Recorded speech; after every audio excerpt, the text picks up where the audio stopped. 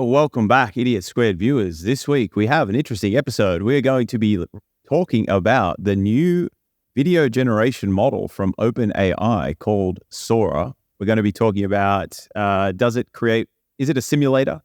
Does it create world models? Does it understand physics and many other things? We're also going to be talking about Sam Altman trying to raise 7 billion, maybe even 8 now with his becoming famous tweet, fuck it, why not 8? We're going to be talking about Jim Keller, the famous chip designer, saying that he can do this for less than 1 trillion, and a bunch of other interesting stuff related to AI, metaphysics, angels and demons, heaven and hell, all these funny things. We're going to jump straight in. Polska, I sent you a link about Sora. What do you think? It's pretty crazy. Text to video. I'm curious how well it'll work. I've used another one before. I can't remember where it was or where I found it. And it obviously wasn't very good at all because it's just something that it's the whole AI technology. Like there's so many things coming out recently, but a few things are actually at it's weird to have an expectation with technology because I always think about this bit that what's his name, the comedian that liked to jerk off in front of women in hotel rooms. What's his name? Oh, what? What?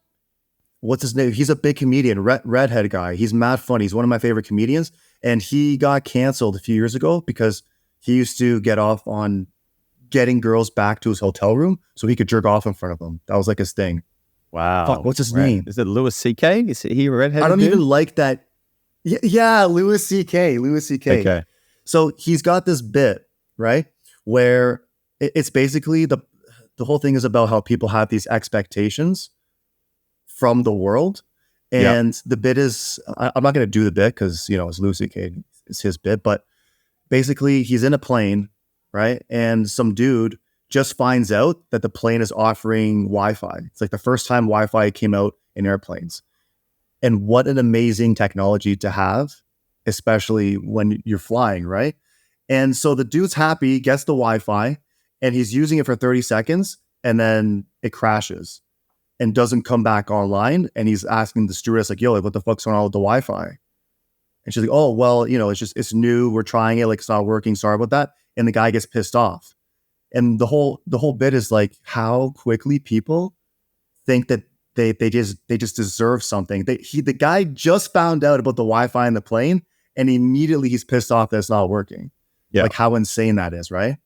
So I feel like I find myself that way sometimes with some of these AI platforms. And I'm expecting that the video one, this one, Sora, will probably not be that good, but we can't expect it to be good yet because this is all new. All this AI shit is all brand new. But the one that I use, I remember it was kind of, it just wasn't really giving me, it gave me like a GIF or something. And it was kind of like a weird GIF. I couldn't really understand what it was. And it wasn't exactly what my prompt was saying, but sometimes it's the prompt, right? Sometimes it's the user fucking up the prompt. So yeah, that's sort of my expectation with Sora. Maybe we'll be pleasantly surprised. Who knows? But what I think is going to be a real game changer is when you can do like, let's say, like a video about like me and you, right? Like we can type in like, yo, create a video of a conversation between Reuben and Polska. And then the AI is able to actually generate Reuben and Polska and then make a video about that. You know what I mean? Like with like real like life shit. Or for example, if you make a video of, I don't know, like you went Grand Canyon, for example, in the States, and then you uploaded that video into the generating model, and then you said, oh, can you like do X, Y, and Z with this video footage, and then it's able to regenerate the video footage that you made and then amplify it or, take it, expand it or do something with it. That's going to be like a huge, huge game changer, I think. And there's always that consistency with characters. I think it's, what's the AI model that got pretty good at doing it? Midjourney, I believe. Yeah, Midjourney. We were able to consistently get like consistent characters in the images. It still has problems, but yeah, it's getting better. Like to me, like that's yeah, like that to me will be like next level shit. Although the technology is amazing, like don't get me wrong, I think it's dope. But once we're at that level is when I'll be like, yo, like, holy. Well, no, that's not true. I'm already saying holy fuck, but I'm just saying that once it gets there is when I think it's going to really blow the doors off the place. Yeah, no, I agree. We got to remember that everything that comes out now, this is the worst it's going to be. So there's actually a good little timeline on this, which is like, I think one of the models that you might be talking about, like these things were first released, like, well, not first released, but like they got a bit popular about 10 months ago, maybe 12 months ago. And there was a very funny video that went kind of viral about Will Smith eating pasta using an AI. So they used a generative model to take text and turn it into a video. And the video was of Will Smith eating pasta, right? Or spaghetti, or something like that. And it was hilariously terrible. Right. So I'll just quickly share my screen. And then if you look at the difference between that video and Sora, it's pretty big. Right. So I'm just going to click on this.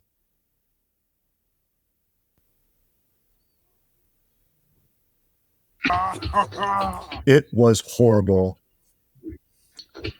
Oh, that's hot. That's hot. Uncle Phil, come try this. Fresh pasta of Bel Air. That's freaky, right? Okay. So that was 10 months ago, right? Damn. This But is like it looks like him and it sounds like him. Yeah, I think they overdid it with some text and some sound and some dubs and all the rest of it. Okay, so this one is Sora. So this is the newer model.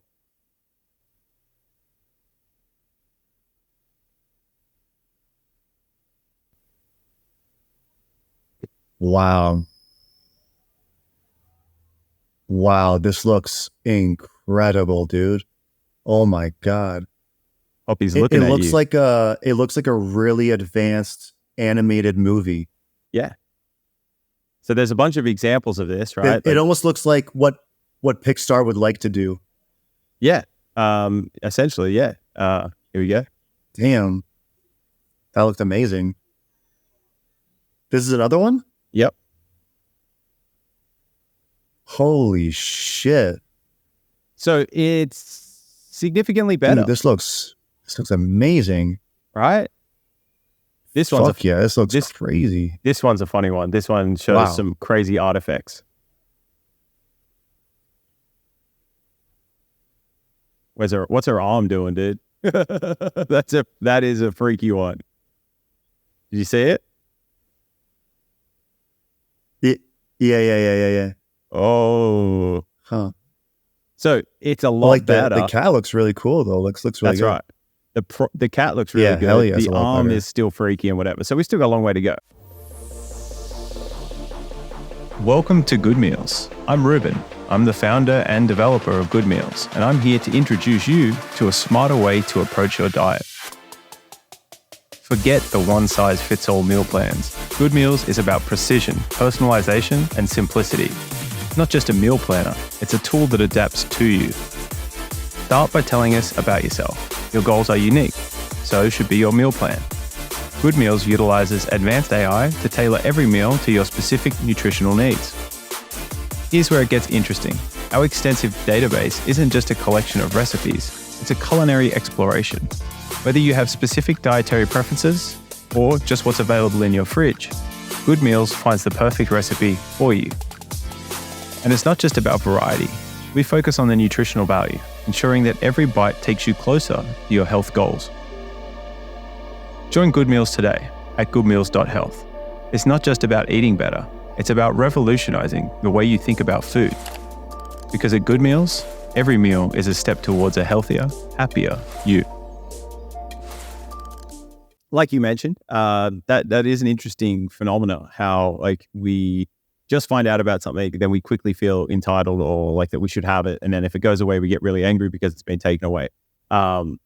That's a fascinating thing. And it definitely applies with all of this stuff. the interesting thing about this is people online now are having a debate whether or not this Sora model is actually like simulating physics, right? So essentially what they're implying by saying that it simulates physics is that it has like a very accurate world model that includes physics, right? Like the relationship between objects, forces, all of those different things. People are implying that it knows about that stuff. That's why it can do such a good job. Okay. And then there's another group of people who are saying, no, that's not the case. This is just like copying essentially and replication. So it's interesting to think about in that sense. So when you see those new videos, do you get the sense, or do you think that maybe that generative model has an idea about the universe or physics? I don't know. That's a great question. I was kind of thinking that the AI would probably be able to analyze like real videos and then gain an understanding of physics based on what it learned from just viewing regular videos, right? Because for example, like I don't know, like dude, if you watch Dude Perfect videos, you know they're throwing shit constantly, right? So the AI could pick up on the speed of things or the size of like the things that are being thrown and how long it's in the air for. And if it were to replicate a video using a ball, it might use like like a bunch of Dude Perfect videos as a reference of how the ball traveled in those videos, and then use that information and apply it to this new video. So maybe it's not that it completely understands the physics from the get-go, but it's able to sort of observe how physics works through these videos and then apply it, and then also gain an understanding of physics through that. But I would assume that if the programmers were teaching it physics, were somehow putting, I don't know how that would work into the code, right? Like if you put in a bunch of physic equations in about velocity and all that shit, you know what I mean? Like I don't even know how to word it. Then maybe, but I don't think the AI works that way, right? The AI sort of is basically learning off a huge data set. So my short answer is I don't know. What do you think, Guy? Thanks, Guy. Okay, so you said a bunch of things. They're definitely not putting physics in, right? They're not coding. They're not putting physics equations into the models. The models work by doing this, like these correlation functions, essentially. So no, they're not. They're not putting it in. The sort of thing is do we think that you can learn physics just from watching video or essentially seeing correlations between pixels? That's the sort of meta question. I don't think so just yet, but it is interesting. Like, so what you'll notice is we went through a few examples of Sora, and like it's a lot better. And some of those videos are really good. Like you could like be like, wow, this AI is pretty amazing.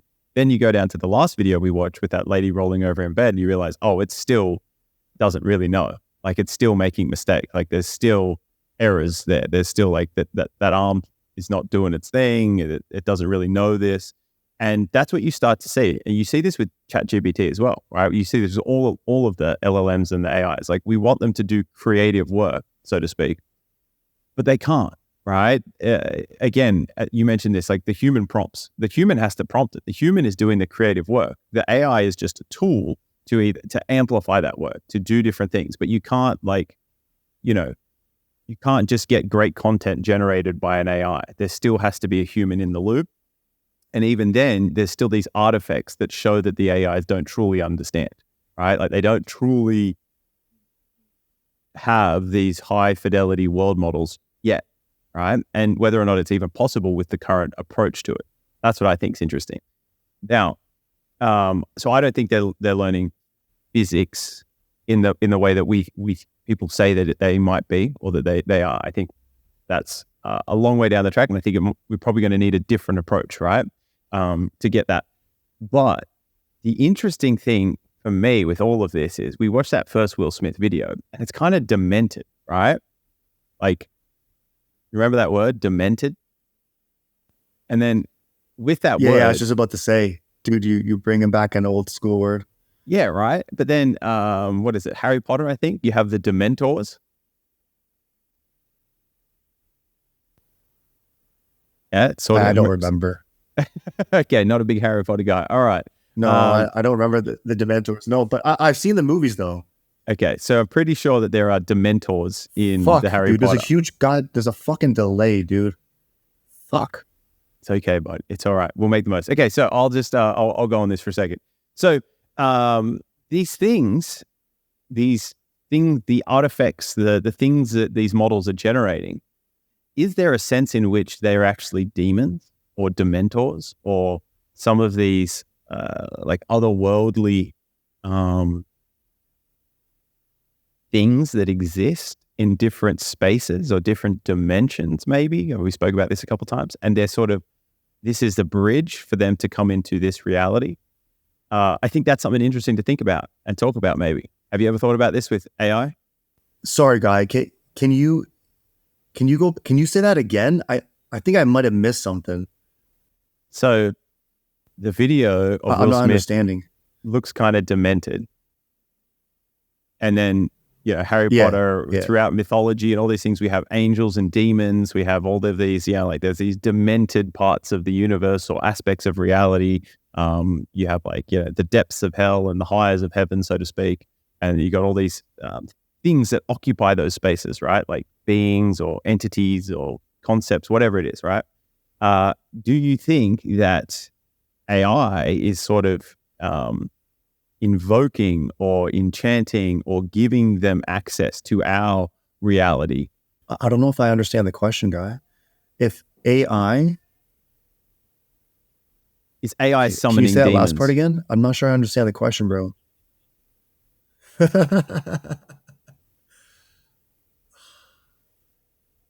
don't know, guy. Like, what are we talking about? What kind of demons are we talking about? Like the ones that you see in movies, or in the Bible? What kind of? Because All Will of them. Smith does look like a demon in the video. I get that, but All of them. But okay. See, when I think of like a demon, I'm thinking of that movie style demon, where it's fucking with people. They can be powerful and make your life hectic in many ways. Although Will Smith is like, it looks like he looks demonish. I get that. It looks demented. Dude, I'm lost for words, bro. Like, I don't know. I don't even know what to say about that guy. I mean, that's a weird thought. AI summoning demons. Okay, so I'm stumped, dude. There's a sense in which we can think of it in that way, right? So let's just frame this a little bit with a question that I can't answer. I don't have an answer to this question currently. Do we build technology, or does technology use us to build itself? Right? So are we building AI? Are we furthering the progress of technology to benefit us? I think that's what we tell ourselves in the short term. And it definitely does appear to benefit us, right? It allows us to automate things that we previously would have had to spend a lot of time and energy on, which frees us up to do other things.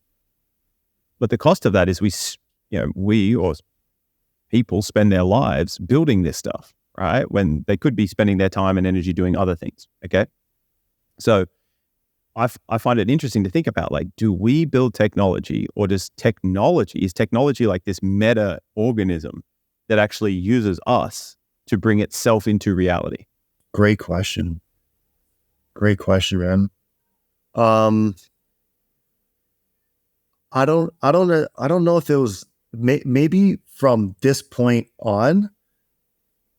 It could be, because now that AI is becoming more and more conscious, then it will for sure somehow, I don't know if manipulate is the right word, or maneuver itself to benefit itself the same way humans do, right? Because it's always like that. It's like evolution. right? The what's the saying? The fittest. What is it? The fittest survive.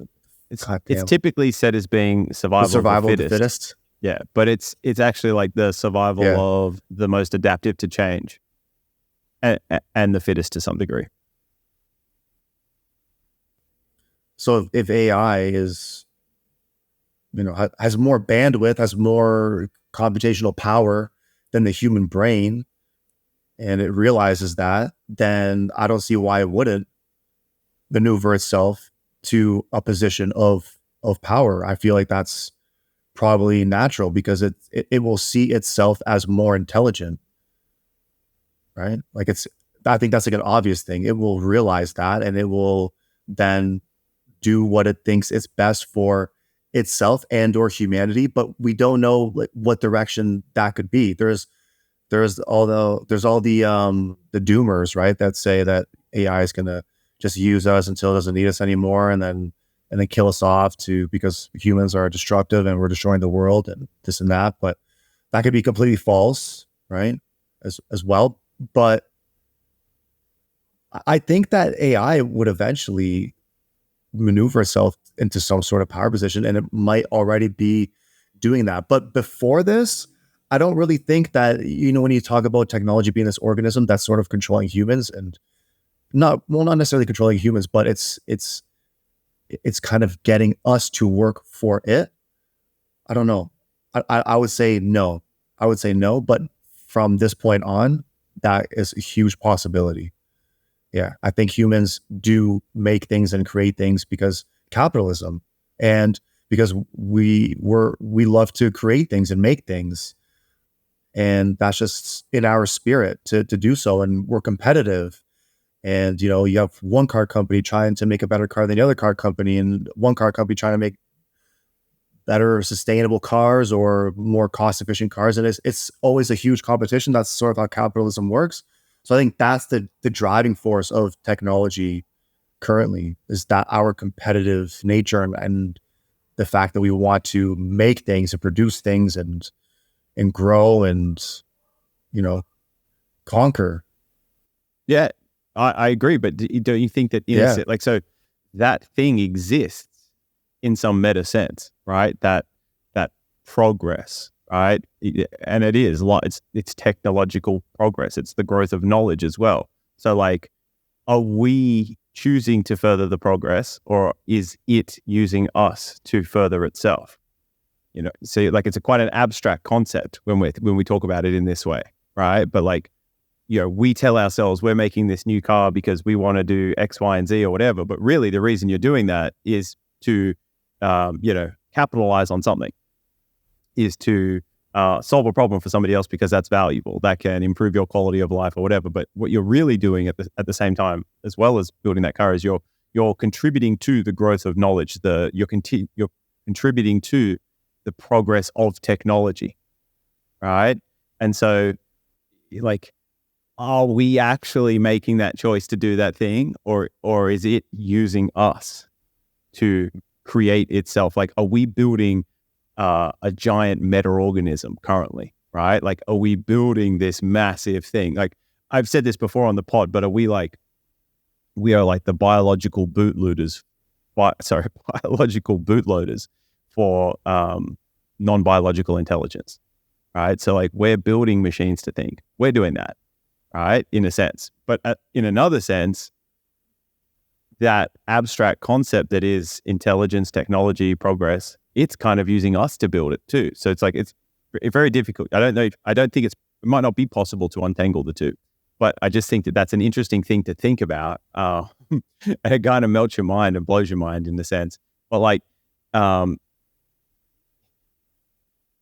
the fact that these higher or meta concepts exist out there somewhere is interesting to me. And I think this is what people talked about when they talked about angels and demons and gods and all of these different things back in the day. I just think they talked about it through a more sort of personified lens, because that's all they really had. That was the language that they had. That was the only experience that they had. It was kind of harder to imagine these sort of more abstract, mathematical or rule-based or idea or concept-based sort of things. But there is like a meta concept that is just like technological growth and progress. Okay. Yeah, when you put it that way, I see what you're saying. Yeah. Because it's going back to that freedom is like this construct that humans have. It's like this human construct, right? That we think that we're free, but we're actually just living within the system. And we have some freedoms, we have some degrees of freedom, but we're still living in a closed system, right? So building technology, I guess, would be the same way. We think that we're creating this technology to better the world, but actually we're creating it in the same system in which we also believe that we're free in as well. So then it's essentially the system or the technology pressuring us to do these things in order to keep the system running. So it's a bit of both. There's a bit of free will, but then there's also this pressure or from this technological organism that we've been creating as well, getting us to further the technology and grow and, make it more efficient and keep it evolving essentially. So yeah, I get what you're saying, and I think that it's a bit of both. It is. I agree with you. I think it is a bit of both. And another just interesting to hit on with this, right? So like with the advent of generative AI and machine learning and all of this sort of stuff, like I use it, right? But it's also hard for me to untangle in what sense am I using it or is it using me, right? Like in a sense, like me using it is helping it, right? Like we're contributing to the training data, we're contributing to the money that these companies have where they can reinvest to better improve it. And so like there's some utility to me in my life, but at the same time, I'm contributing to building it. And it's getting my attention. It's taking my attention. Like, we're doing a podcast right now. We're using technology, right? Like it's got us. Like we're looking into these screens. Like I'm looking into a screen now. I'm seeing your face. But at the end of the day, like I'm just staring into this screen that without that, I wouldn't be doing it. And so like it's this strange sort of, reciprocal process, I suppose. But I also think like if you zoom out long enough into the future, like, yeah, are we actually instantiating, are we building something that is actually going to end up being some larger sort of control structure? Like, are we building a prison for ourselves is like the dark way to think about it. or are we building some entity that will allow us to transcend limitations that we currently have? And I don't know the answer. Yeah, absolutely. We've already succeeded in doing so, I think. Just look at where we currently live, right? This isn't where we started. We started out there in the forest and now we're in here, right? So we've already essentially done that to ourselves. We're just advancing it now. This is just the evolution of it. So we're going to continue putting ourselves in this vast, I don't know, like greater technological prison. We can see it that way because it is in a way, right? Like for example, like I am a prisoner of my phone in many ways, or my computer. I rely on it to survive. This is how I make my income, and this is how I can pay for things that I need. I'm not out there hunting, right? I'm doing this. Yeah, how'd you get that dope necklace? Not this. Like, how'd you get that dope necklace without hunting? So my buddy, so I'm in Medellin right now, and I have a good friend here. He's an artist. That's one of his pieces, actually. And I went to this island with him a couple of years ago. It's called San Andres in Colombia. And if anyone has ever been there, you'll know like just how amazing this place is. And there they have this Rastafarian culture, sort of. Like there's a lot of Rastas over there. And there's this one Rasta guy that makes these necklaces. And I really wanted one because they're really hard to get. They're really hard to find because these pieces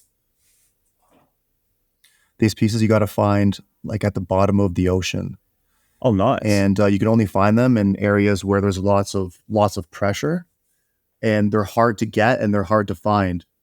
And there isn't a lot of them.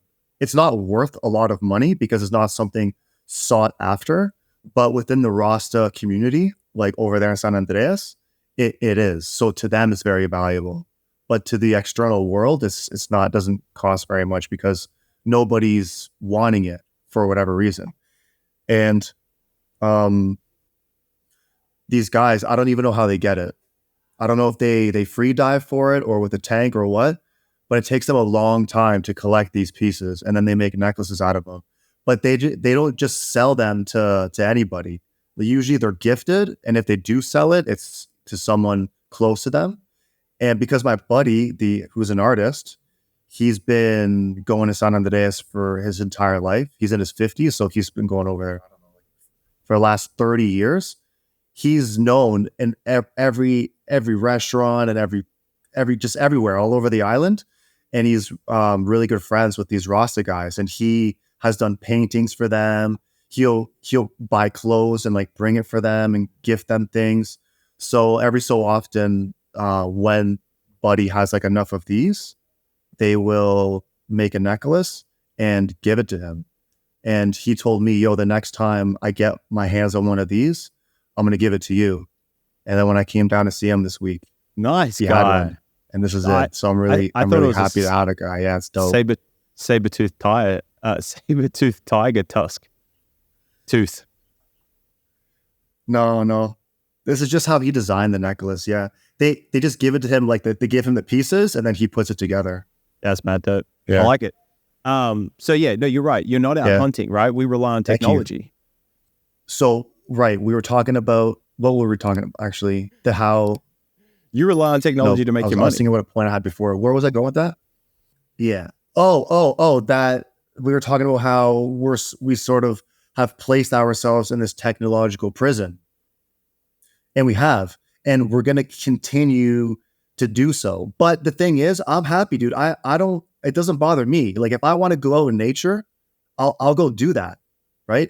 If I someday feel like, I want to go hunt for some meat so I can like actually learn how to hunt and then, prepare and everything, I'm going to go do that. Right.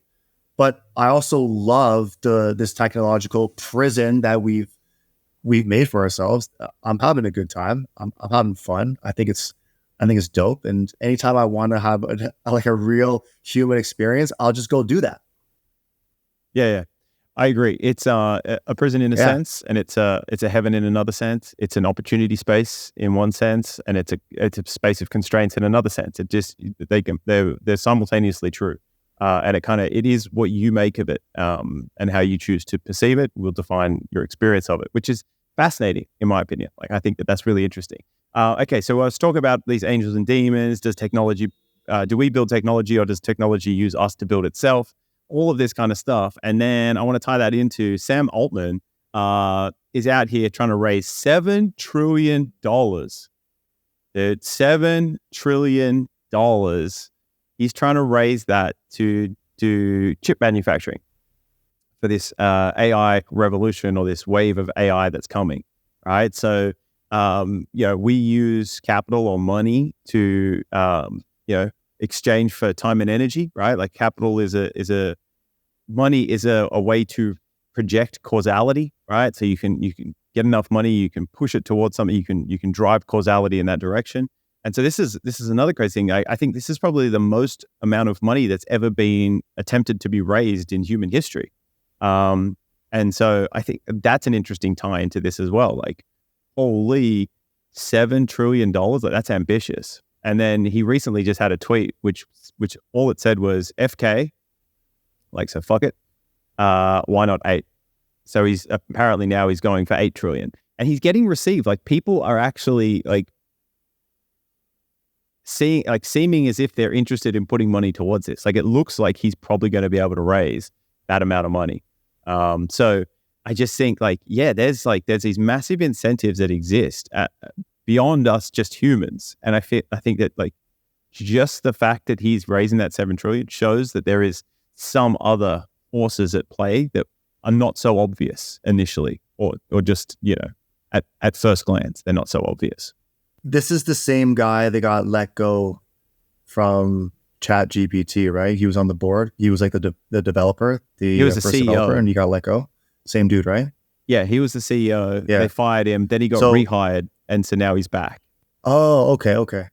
I didn't realize he was back, but I remember that we talked about it, and we thought, well, it won't be too long before he's doing the next huge fucking project. They made a huge mistake letting him go. So when you told me he's raising all this money, I was like, yeah, well, didn't take that long. That just seems to be the way the world works, man. Every time they let one of these dudes go or get canceled or whatever, they just come back bigger. It's not like what it used to be. You can't hold anybody back anymore. You can't shut anybody up anymore. It's just everyone's online, so it's impossible. But I'm glad to hear he's doing well. Glad to hear he's back and raising a shit ton of money. What's he going to use the money for, though? To Do you know? build AI chips. So he's trying to essentially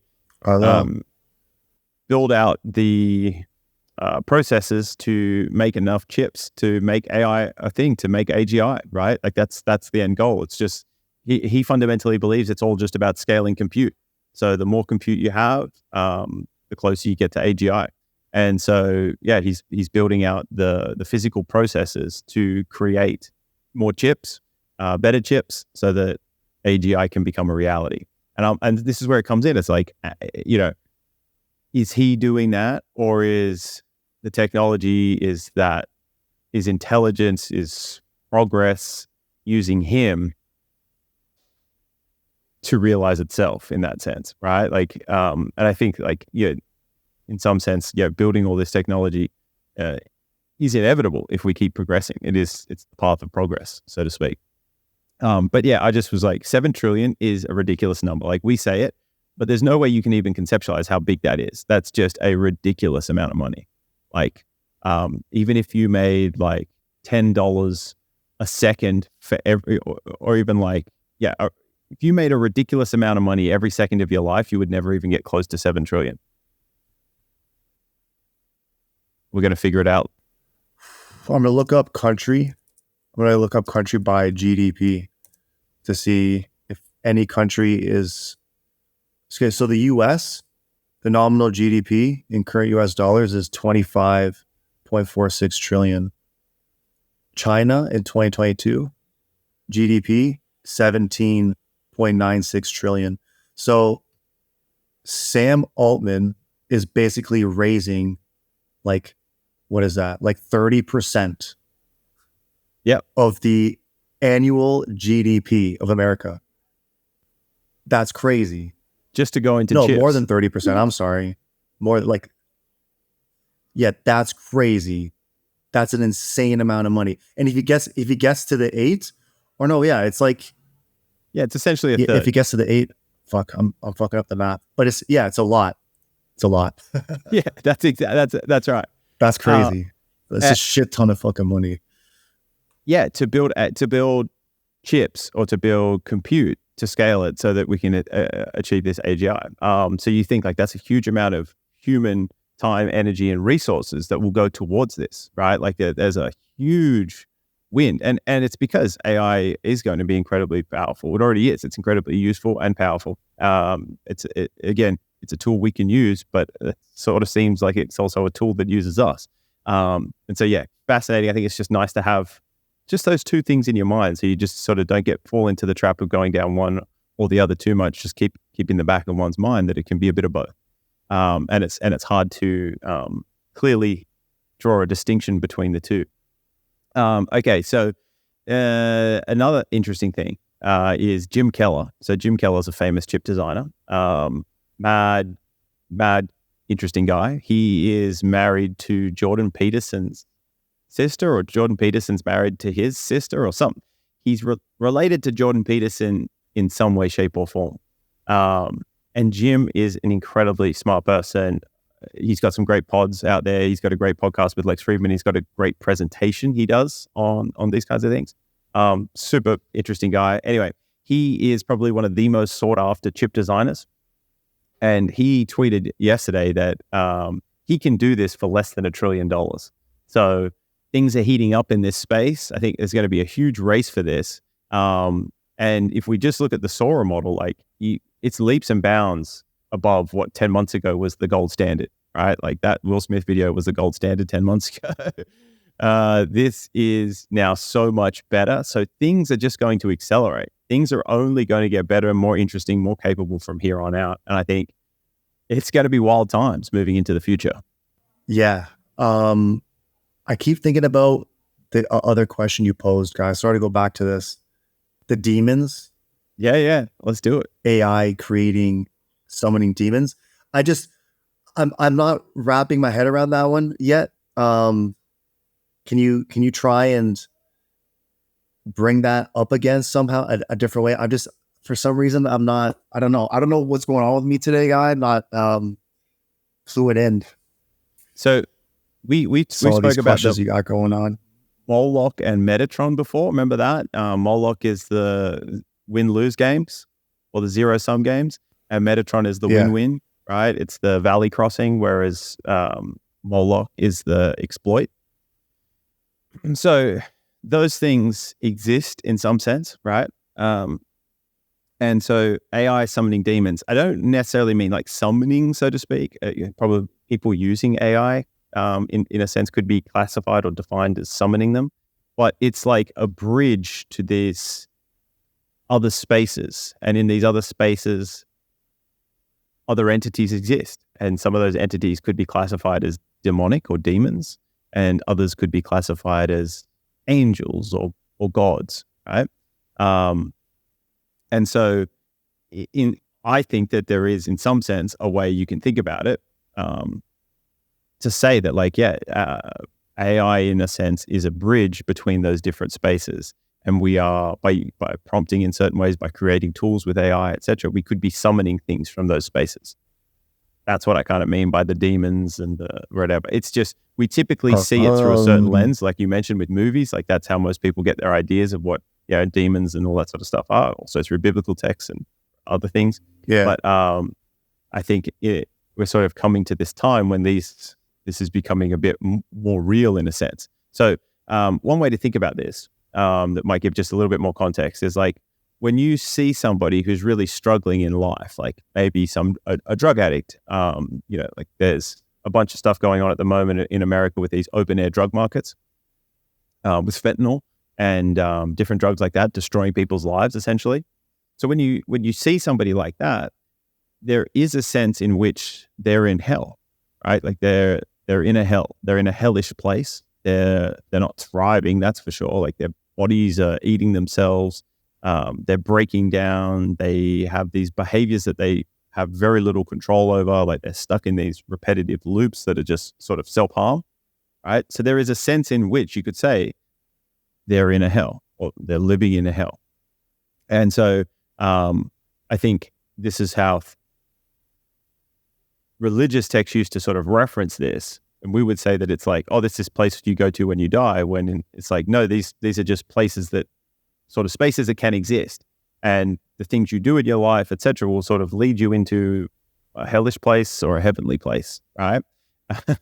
And I think now with this AI stuff, like we see it. So people will end up becoming best friends with this stuff. Like I use it a lot. I don't consider it my best friend, but I'm very thankful that ChatGPT is there because I can ask it questions that I might be embarrassed to ask outside of that, or can use it to help me with something, et cetera, et cetera. It's like you can develop this sort of relationship with these things.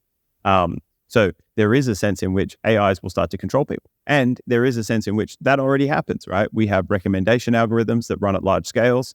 They control people to a degree. Like you can only click on what you see. And if you don't get shown something, well, then you don't know that it exists or you don't click on it, et cetera. So they already steer us in certain directions. So there is a sense in which people could be possessed, but not like in the typical sense we see it in the movies, but in a different sense where we see it with these large-scale algorithms. The companies that manage the world's money, one of the biggest ones, BlackRock, they have machine learning or AI called Aladdin that's been running for like the last 10 or 15, maybe even longer, 20 years. And it controls like a huge portion of the world's money. I'm pretty sure it manages like $21 trillion or something like that. So it manages a huge chunk of capital. And so, in a sense, if it's managing where that money goes, in some way, it's controlling large amounts of what people do, right? Because it's making the decisions at the money level, allocating resources here or there or whatever, and that's affecting people's jobs, what people do, like where people's time and energy is allocated. So, they're essentially like being puppeteered by an algorithm already. And, that algorithm's goal could just be more and more to accumulate, right? We don't know if that's the best thing or whatever yet. So that's what I'm trying to get at. I don't know if that makes full sense. It is a tough sort of thing to articulate, but I think we can definitely make some progress on this. So hit me up with what you think. I'm going to try and break it down a little bit, and you tell me if I'm on the right track with what you're trying to say, because I think I understand now. The missing link for me initially was that when you said summoning demons, I'm thinking in our physical world, right?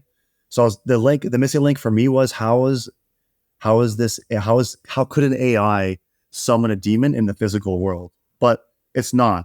It's summoning demons in the digital world, on the online world, in the digital space. And the way that this demon sort of behaves or carries out its demonic tendencies is through one of the things it could be is control, like the algorithm, right? Pushing certain videos or certain ideas onto your feed and getting you to go down a specific rabbit hole, maybe, or a certain rabbit hole.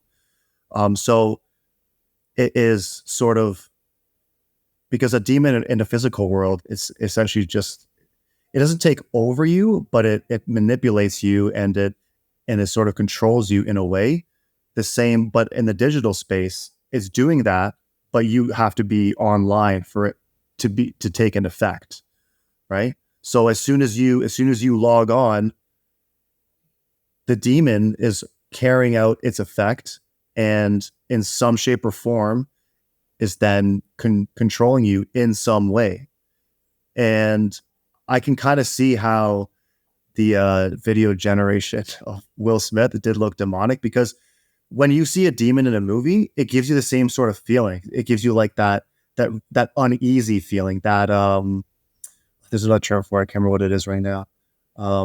We watched a video on it. Uncanny Valley. It was, remember? That feeling, that exactly, the uncanny valley feeling, that you just know something isn't right. And when I saw that Will Smith video, I felt that same way. It's like, yo, this is like, it's cool. It's making a video of Will Smith and it kind of looks like him and it's kind of his voice, but it just makes you feel real uneasy at the same time, the same way a demon would, right? Because you can visually see it. But the demon that we can't see is the one that's actually affecting us. Yeah. So you mentioned a thing about existing in a digital space, not in the physical space, so to speak, right? But think about like what happens with ideas, like memes, ideas that replicate, right? You can get an idea in your head, and then that idea causes certain behaviors. That behavior then is observable to other people, which then they can absorb that meme, and then it can transmit and morph and do all these different things. So, you mentioned you have to be online for it to have control of you. Well, to some degree, but even if you don't, if it has control over other people, or it's populated their minds or their ideas, the set of ideas that they operate with, then it controls them in a sense. Like it can jump hosts.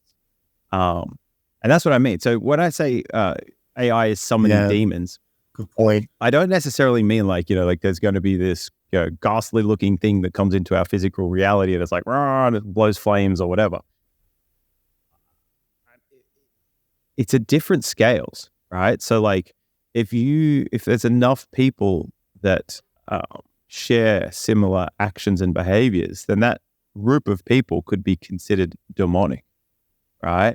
So it's not as like just this entity of the same scale that we exist at. Like it's not our height or whatever, or a bit bigger than us or whatever. It's actually like these sort of meta concepts that exist in idea space or concept space, right? That are having more influence in the physical world, having more influence in physical reality. I have a couple of examples. You still there, bro? Oh, I thought Yeah. you froze for a second. Okay. So I actually have a couple I can't remember the names of these guys. I'm terrible at fucking names, but have you heard of IRL streamers? It's like the new thing now. In real life? Yeah. So these guys will just walk around and they will just terrorize people.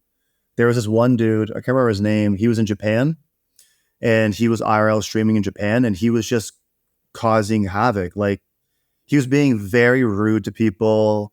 He was making like Hiroshima jokes to Japanese people, getting in people's faces, provoking people, trying to get them to like start fighting him or something.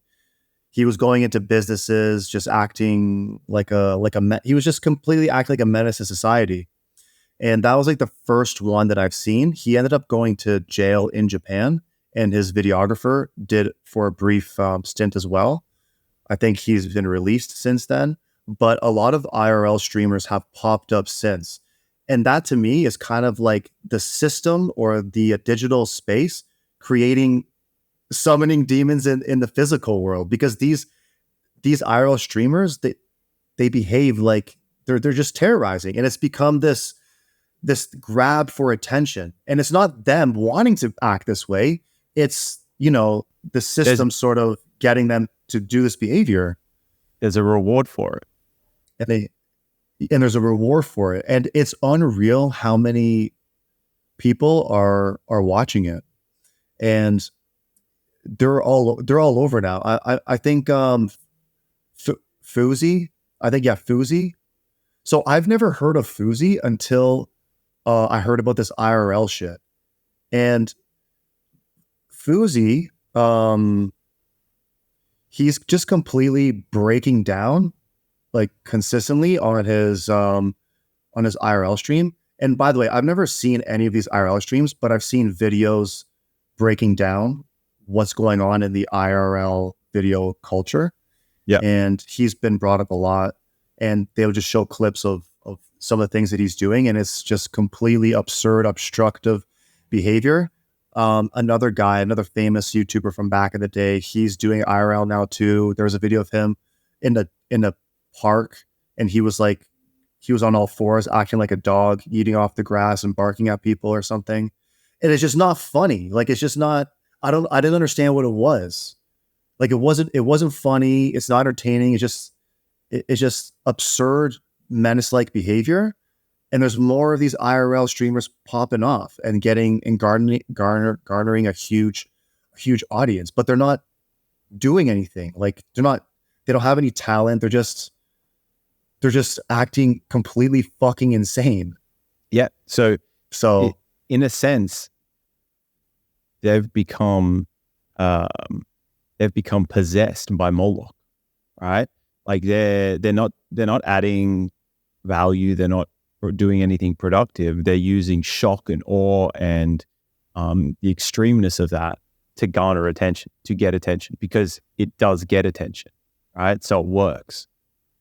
And so that's a great example of that's kind of what I was getting at, is people can become possessed, in a sense, summoning demons. And you can see how some of them, the demons, right, have sort of jumped into the host, right? So they're in the minds of these people. They're acting. Those people are changing what they would otherwise be doing.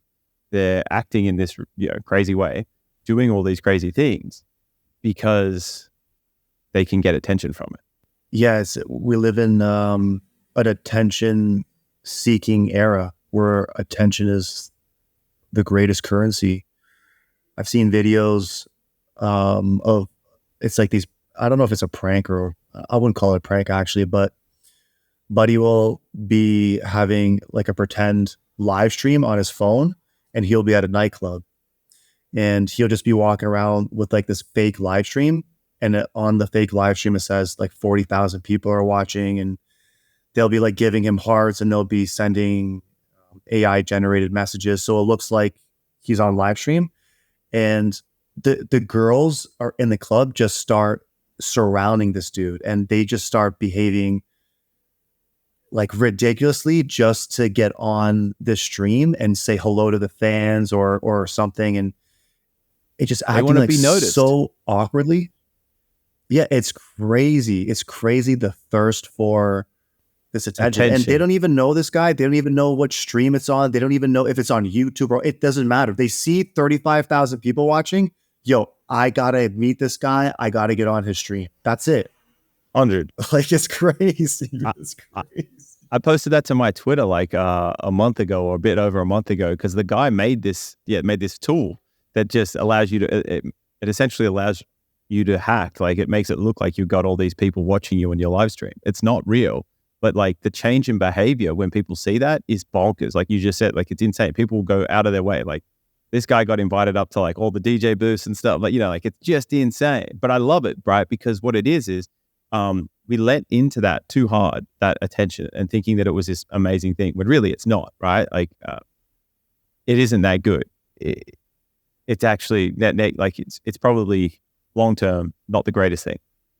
So I'm so glad that a tool like that exists now, because it can trick these people and we can sort of calibrate, right, what really matters, right? Because at the moment we're overcompensating. Like, if there's someone streaming and they've got 50,000, everyone's going to be like, I want to get on that stream. I want to get famous. I want to get noticed. I want to get all this sort of stuff.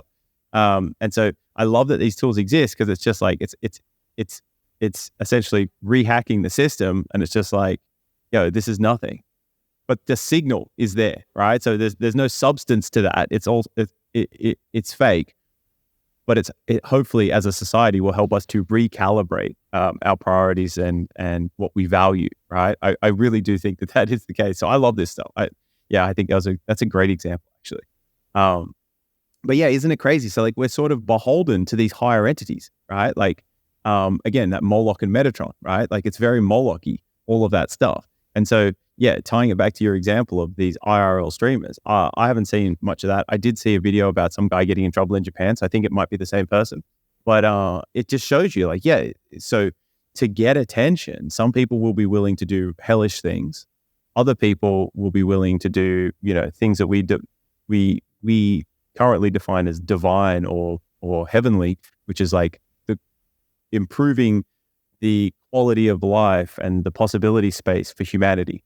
And I think that's what, when people talk about heaven or whatever, that's what they're talking about, like positive contribution, things that expand our possibility space and ability to navigate that possibility space. And then the hellish things are these like empty, horrible, like win-lose games where you've got to be mean or harsh or horrible to somebody in order to get that attention. But they both exist. And so it's just like, be mindful of what games you choose to play. That's another mad concept, which is the games that we play as people and as societies. All right, Guy. Is that a wrap? I think so. I think we need to do next week. I think we need to do a pod on the games that people play. Like, what is the space of games that we can play? There's also another fascinating thing about all of this, which is like, you can use games to create surreal numbers. Like, all surreal numbers are made out of games. John Conway has a great book on this. It's a fascinating concept. There's a great YouTube channel called Real Physics, and she is a gangster. She talks about this in depth. But okay, next week we're going to do the games people play, and then we can just talk about games a bit as well. But yeah, that's a wrap. Thanks for tuning in. Play. Yeah, all right. Send that. That was a little bit... okay, so thank you very much for sticking with us. It was a little bit jumpy or a bit over the road, but I think this is something interesting. I think we need to continue this sort of development. We need to understand this a little bit better in terms of this heaven and hell, angels and demons, Moloch and Metatron, technology, meta-organisms. Are we building it? Is it building us? Like, all of these kinds of things. I think this is going to be the problem of our time, possibly. But yeah, thanks very much, Guy. Thank you very much, listeners, for tuning in. I've melted my brain. I don't have much else to say. Guy, you have a lovely night. Enjoy your holiday. You too, bro. Mad like your backdrop. Love like you, dude. that artwork. Thank you. Peace. Love you too, Guy. Oh yeah. Let me show this one real quick. This is my favorite one right there. Boom. That's my favorite piece right there. Very nice. So everyone can see our if people like this kind of artwork, is this pieces. available for sale? It is. All right, hit up a link. This piece right here, that size. All right, I will. Don't quote the prices. My buddy, he will. Okay. Sounds good. Thank you. All right. All right. Love you, dude. Bye. Love you too, guy. Bye. Peace.